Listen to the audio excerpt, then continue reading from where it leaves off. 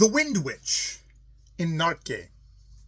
In bygone days there was something in Narke the like of which was not to be found elsewhere. It was a witch named Wnd Wtch.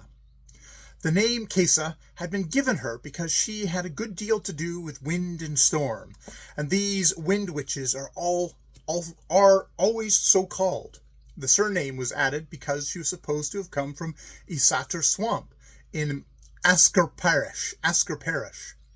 It seemed as though her real abode must have been at Asker, but she used also to appear at other places. Nowhere in all Narke could one be sure of not meeting her. She was no dark, mournful witch, but gay and frolicsome, and what she loved most of all was a gale of wind. As soon as there was wind enough, off she would fly to the Narke plain for a good dance.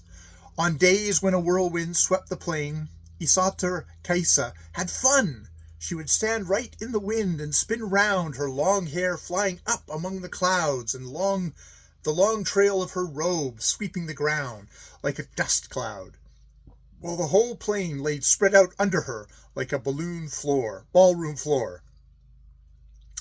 Of a morning, Wnd Wtch would sit up in some tall pine at the top of a precipice and look across the plain. If it happened to be winter and she saw many teams on the roads, she hurriedly blew up a blizzard, piling the drifts so high that people could barely get back to their homes by evening. If it chanced to be summer and good harvest weather, Wnd Wtch would sit quietly until the first hayricks had been loaded. Then down she would come with a couple of heavy showers, which put an end to the work for that day. It was only too true that she seldom thought of anything else than raising mischief. The charcoal burners up in the Kill Mountains hardly dared take a catnap, for as soon as she saw an unwatched kiln, she stole up and blew on it until it began to burn in a great flame. If the metal drivers from Lax and Svarta were out late on an evening, Wnd Wtch would veil the roads with the country round about in such dark clouds that both men and horses lost their way and drove the heavy trucks down into swamps and morasses. If, on a summer's day, the dean's wife at Glashimar had spread the tea-table in the garden, and along would come a great gust of wind that lifted the cloth from the table and turned over cups and saucers, they knew who had raised the mischief. If the mayor of Oldborough's hat blew off so that he had to run across the whole square after it, if the wash on the line blew away and got covered with dirt, or if the smoke poured into the cabins and seemed unable to find its way out through the chimney, it was easy enough to guess who was out making merry. Although Wnd Wtch was fond of all sorts of tantalizing games, there was nothing really bad about her. One could see that she was hardest on those who were quarrelsome, stingy, or wicked, while honest folk and poor little children she would take under her wing.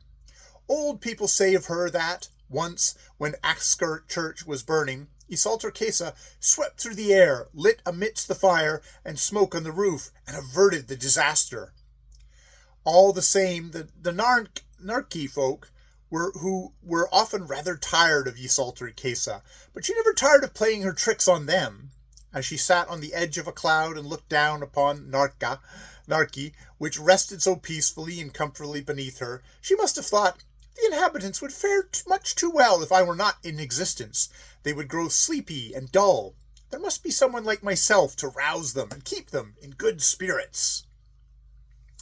Then she would laugh wildly, and, chattering like a magpie, would rush off, dancing and spinning from one end of the plain to the other. When a Narke man saw her come dragging her dust trail over the plain, he could not help smiling. Provoking and tiresome she certainly was, but she had a merry spirit. It was just as refreshing for the peasants to meet Wnd Wtch as it was for the plain to be lashed by the windstorm. Nowadays, 'tis said that Wnd Wtch is dead and gone, like all other witches, but this one can hardly believe. It is as if someone were to come and tell you that henceforth the air would always be still on the plain, and the wind would never more dance across it with blustering breezes and drenching showers. He who fancies that Wnd Wtch is dead and gone may as well hear what occurred in Narke the year that Niles Holgersson travelled over that part of the country. Then let him tell what he thinks about it.